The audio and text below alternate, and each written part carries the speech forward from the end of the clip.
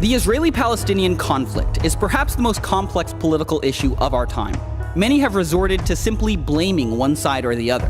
But if we take the time to understand the history and correct our misconceptions, a potential path forward for the Palestinians begins to emerge. So let's start by trying to get the story straight and clear up 10 of the biggest misconceptions out there. Misconception number 1. Israel illegally stole land from the Palestinians. In 1947, the UN voted to give land to both the Jews and the Palestinians. The Jews accepted their partition and legally formed the State of Israel. The Palestinians rejected their partition and attacked. Even after losing the war, the Arabs still had most of the land from the UN ruling.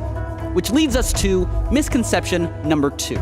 The surrounding Arab nations actually want to create a Palestinian state. So after the war, the West Bank and Gaza were controlled by Jordan and Egypt for 19 years. During that span, those governments never established a Palestinian state. Instead, they kept the land for their own use. Misconception number 3. The Arab nations want to solve the refugee crisis. Palestinians have settled in Arab nations throughout the Middle East. These nations could solve the crisis immediately by granting refugees equal rights, but instead, they refuse to let them vote, own land, or even study in public schools.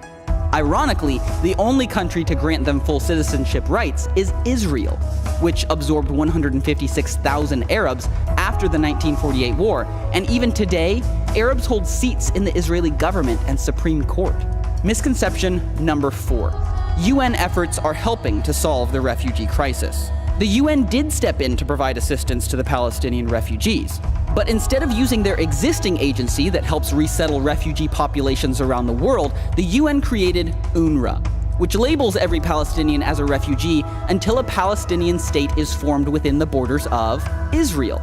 This makes it more difficult for Palestinians to thrive in their host countries and locks them into perpetual refugee status, passing it on to their children, grandchildren, and great-grandchildren, swelling the refugee population from 500,000 in 1949 to nearly 5 million today.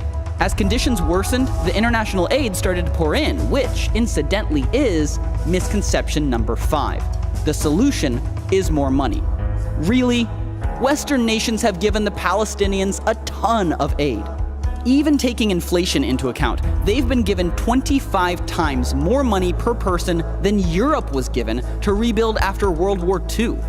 Where's the stable economy? Where's the improved infrastructure? That money sure could have helped, but it was given to some leaders who had a different agenda, which brings us headlong into misconception number 6. Forming a state is the primary goal of top Palestinian leaders.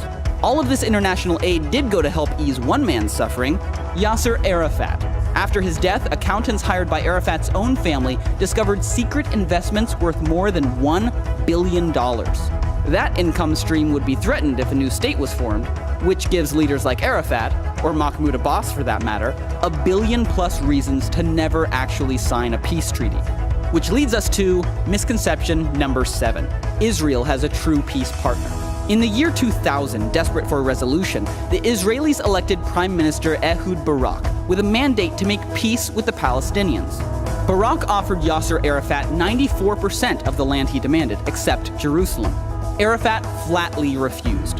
President Clinton blamed the failure of the best chance at peace in 60 years squarely on Yasser Arafat. Which brings up perhaps the most common misconception of all. Number 8. Israel just needs to give up land for peace. The last time Israel tried this was in 2005. They forced thousands of Jewish settlers out of Gaza, and in exchange, the Palestinian leaders promised peace. But when the Israelis moved out, the Palestinians voted Hamas in. Yep, they elected a terrorist organization who, since taking power, has fired more than 10,000 rockets into Israel. Surprised? Then you've probably bought into misconception number 9. Most Palestinians want a lasting peace with Israel. Some Palestinians do, but they are a minority. For 60 years, Palestinian educational leaders have fed their children a steady diet of hate, idolizing suicide bombers and celebrating death right in the classroom. And finally, misconception number 10. Giving the Palestinians a state now is the only solution to their suffering. This has been the only approach tried for the last 60 years. But these are people we're talking about. And waiting until they have a state to give them equal rights has only made things worse. Currently, Israel is the only nation to grant full rights to the Palestinians within their borders. But by granting them equal rights in every nation where they live, we could immediately increase the quality of life for every Palestinian. Let's be honest, these misconceptions have concealed potential solutions. When we take time to clear up confusion and face reality, we begin to uncover the truth. And that's when real progress towards justice can begin.